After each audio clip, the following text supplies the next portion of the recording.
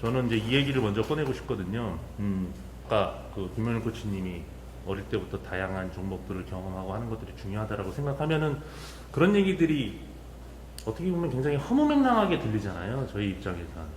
현실적으로 그런 시간을 내기조차도 어렵고 훈련 시간이 예전보다 많이 줄었다라고 하는데 저는 그런 이야기를 하는 감독 코치님들의 말에 동의할 수가 없는 게 과연 10년, 20년 전에 비해서 훈련 시간이 줄었는가 생각을 해보면 결코 그렇지 않거든요. 예.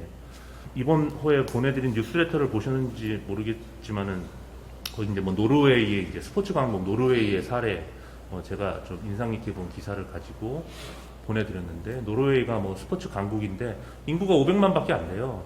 예. 근데 물론 동계 스포츠만 잘하는 게 아니고 그 하계 스포츠 종목들도 굉장히 잘합니다. 예. 유명한 축구 선수도 있고 뭐 육상 선수들도 있고 테니스 선수, 골프 선수 세계 탑 클래스 선수들이 많이 나오거든요. 근데 노르웨이 같은 나라들이 이제 추구하는 방식이 철저하게 다종목 어릴 때 경험하게 하는 거죠. 예, 스포츠 클럽 활동 중심이고 13세 이하에서는 스코어가 기재된 경기라든가 선수별 랭킹이라든가 팀 랭킹 이런 것들 진행하지 않고 당연히 전국 대회 이런 건 있지도 않고요. 그러니까 13세 이하까지는 그냥 스포츠의 어떤 즐거움 자체를 경험하게 해주는 방식이죠. 그러니까 이런 얘기를 하면 이제 또 현타가 오죠. 그러니까 우리는 현실이 그렇지 않은데 그런 얘기 해봐야 뭐 하냐. 근데 이제 저희는 이제 부모 입장에서 우리가 노르웨이 같은 방식을 하지는 못하더라도 걔네들이 추구하는 바가 무엇인지를 좀 끄집어내서 우리가 나름대로 적용해 볼 건 있다라고 보거든요. 이건 뭐 고용의 문제도 걸려 있고 하기 때문에 이를테면 뭐 3월부터 11월까지는 야구를 하고 12월부터 봄까지는 뭐 농구를 한다. 우린 그거 안 되잖아요. 나가란 얘기지 그거는. 예. 그럼에도 불구하고 그래도 할 수 있는 게 뭘까? 그럼 그 안에 있는 메시지는 뭐냐? 뭐 스포츠 클럽이라든가 뭐 이런 얘기를 하고 싶은 얘기인 건 아니고 결국은 어릴 때부터 다양한 움직임을 경험하게 해주자라는 거거든요. 다양한 움직임. 저는 애가 야구를 처음 시작하면서부터 들었던 의문과 불만이 아이들이 하는 운동의 가지수가 너무 적다는 거였어요. 네. 리틀 야구, 뭐 중학교 야구 이렇게 보면은 저는 뭐 이건 그냥 절대적인 차이가 난다고 봅니다. 아이들이 경험하는 운동의 가지수가 너무 적어요. 제 기준에는 그래요. 뭐 아버님들 같은 경우에는 뭐 훈련을 참관해서 보시면 아마 아이들이 하는 운동의 가지수 1시간 정도 지켜보시면 10개가 될까? 그러니까 우리는 이런 방식이죠.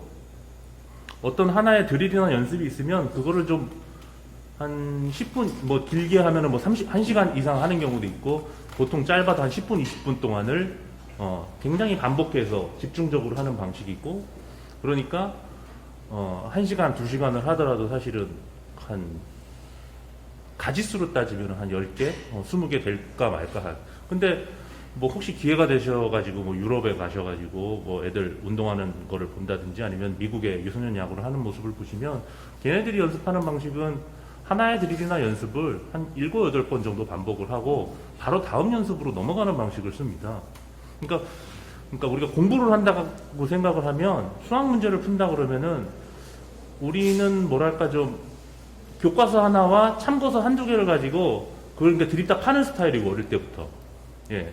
근데 미국식 그 스포츠 코칭이라는 거는 어린애들한테 그냥 다양한 공부할 거리들 소설이면 소설, 책이면 책, 뭐 수학이면 사칙연산도 비슷한 사칙연산 문제들을 계속 풀도록 하는 게 아니라 다양한 문제 유형들을 제공해줘서 뭐 풀 수 있으면 풀고 못 풀면 넘어가고 다음에 또 다른 문제 주고 또 풀고 넘어가고 이런 방식이라고 보는 거죠. 일장일단이 있겠죠. 근데 제가 볼 때는 우리식 훈련 문화는 공부도 마찬가지지만 시험에 강하죠. 시험에. 지금 당장 봐야 되는 중간고사, 기말고사에 이제 굉장히 강한 스타일인 거고. 근데 반면에 미국식 공부라든가 운동 같은 경우에는 단기간에 퍼포먼스는 좀 잘 안 나오죠. 그리고 잘하는 건지 의심스럽기도 하고요. 예. 선수들도 내가 지금 잘하고 있는 건가 만족스럽지가 않을 수도 있고요. 뭐 이렇게 10분, 20분 해가지고 뭔가 딱 완성되는 느낌 없이 하는 운동들이 대부분이기 때문에. 근데 이런 것들이 언젠가 이제 신체가 완성되고 할 때쯤에서 이제 그 잠재력을 폭발시키는 방식이거든요. 그걸 뭐 운동학적으로 얘기하면 신경계 중심이냐 근골격계 중심이냐 뭐 이렇게 나눌 수도 있는데 저 같은 경우는 그래서 야 이거 애들이 하는 운동이 너무 적다 이렇게 뻔한 운동만 계속하면서 저는 그런 것들에 대한 의문이 항상 많았고 그래서 보시면 아시겠지만 제가 뭐 카페라든지 뭐 여기저기 포스팅하는 거에 보면은 그런 내용들이 좀 많은 편이죠. 그래서 저 같은 경우는 개인적으로 고등학교를 졸업할 때까지도 기술 레슨 여기 레슨 하시 미안. 저는 기술 레슨을 제가 다녀보게 한 게 한 5번 정도 아마 손가락이 꼽을 것 같아요.